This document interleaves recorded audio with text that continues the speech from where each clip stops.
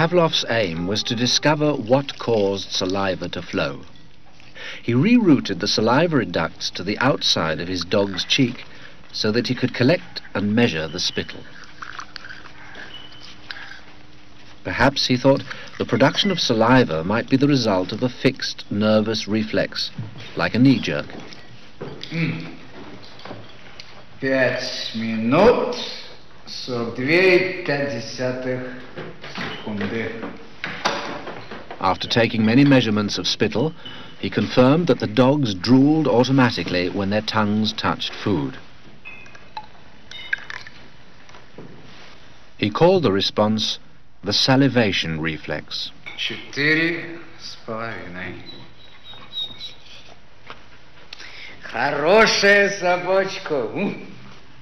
Я предлагаю поменять собаку. But his work started to run into trouble. As his dogs became familiar with the experimental routine, they started to fill their cheek tubes before Pavlov had a chance to stimulate their tongues. The dogs were learning to anticipate food. Pavlov tried a new technique. He erected screens so that the dogs couldn't see what was going on. Before passing meat through the hatch, he introduced a stimulus that was totally unrelated to feeding. A ticking metronome.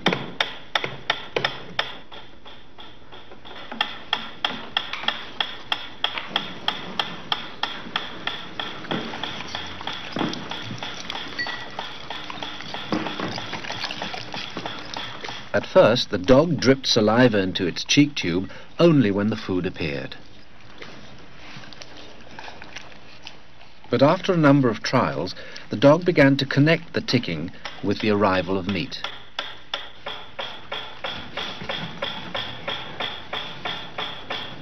Soon the sound alone made the dog drool.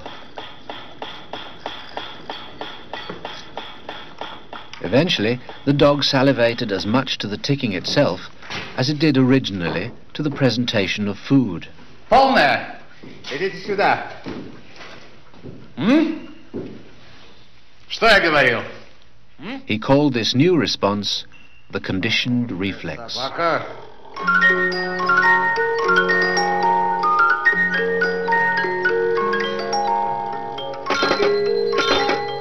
Whatever the stimulus, his dogs could soon be conditioned to produce saliva.